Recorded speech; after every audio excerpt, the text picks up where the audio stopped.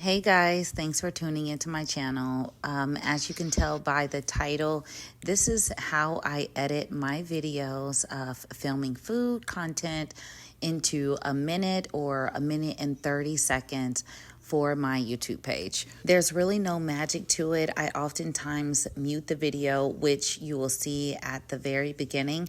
And that's just because sometimes I have a lot of background noise going on. If there isn't background noise going on, chances are it's like an ASMR. So I won't mute it. You'll get to hear all the crinkling and crackling of whatever I've got going on for lunch. So to start, most of my videos are a little under, they comprise of maybe like 30-second clips. And then I add them all into CapCut. And I just start cropping them down, typically 1 minute to, 1 to 1.5 seconds. And it's not intentional, it's just how it flows. You do second increments, and I find it just flows better.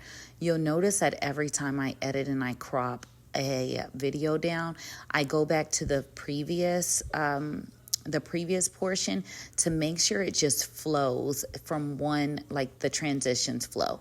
So you'll see me basically going back and forth. When I am doing like a long shot, like this cutting where my hand might be blocking, sometimes I only show me starting the process of cutting and then the end of the process.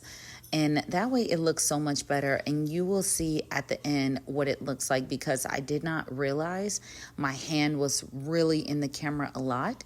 So I just cut that whole middle portion out so you can get the idea of me cutting. Like, you don't need to see me struggling to cut a sandwich for 30 seconds cut into 5 different 1 second clips of cutting a sandwich. So just maybe 2 seconds, the beginning and end of that. You'll notice that in a lot of my lunch videos, I don't switch the angle of the camera. It's just easier to do that. But I did say I was going to start flipping from filming from the right to the left, or turning the camera kind of upside down to get a different angle. And that's why you'll see the camera jump.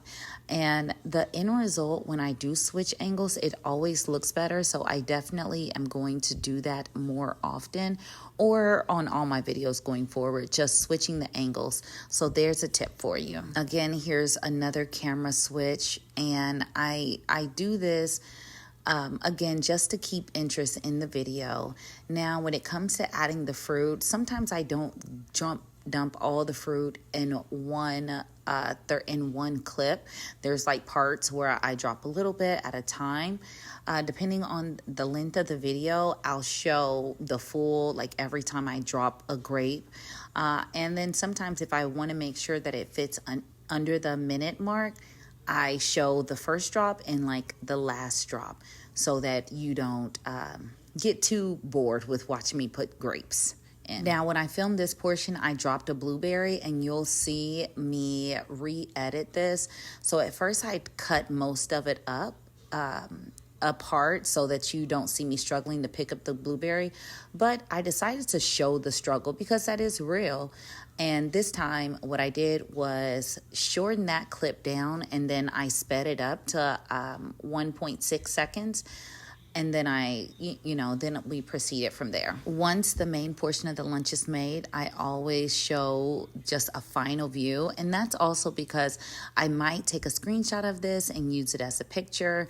And I have started moving the final look of the lunch to the beginning, so I can put my title on it, what I made for lunch versus what was eaten. And so I always just have to make sure I get a really clear, clean shot of that part. Now, after the showing of the food, I should have switched the angle, but it's okay. I didn't do it. And again, you don't have to continuously switch the camera angles. It's more important to get like those good shots, like showing you grabbing, like the action shots, I guess. Showing you grabbing the lunchbox, showing you snapping it just in 1 second increments. In this clip, I actually got confused with the direction of the camera in the lunch bag. So I cropped out or cut out me flipping or turning the lunchbox around until it's the right angle. And then you'll see me editing in 1 second or 1.5 second increments of adding the rest of the food items. So you'll see me going back and forth again just to make sure the transition looks good and kind of cuts out all the extra parts in the video. And as you can see, everything else is pretty much the same. We're going to do a camera switch, or I don't know what the proper term is. We're going to just switch the shot, or we're going to chop it up more into 1 second increments. We're going to go back and look at the previous shot to make sure it all flows and I'm not leaving out anything important. Where there is dead space in the camera, meaning I'm not doing anything in it, like I've walked away. Of course, we're going to cut all that out. I'm going to crop this wording in here. You'll see I blow it up to fit the screen. And now I have the last 30 seconds of where I am revealing what my daughter actually ate, what she brought home. And this is the same process. We're pulling everything out one by one, trying to get those 1 second increments of, like good content, like of action content. And it is, it's really simple.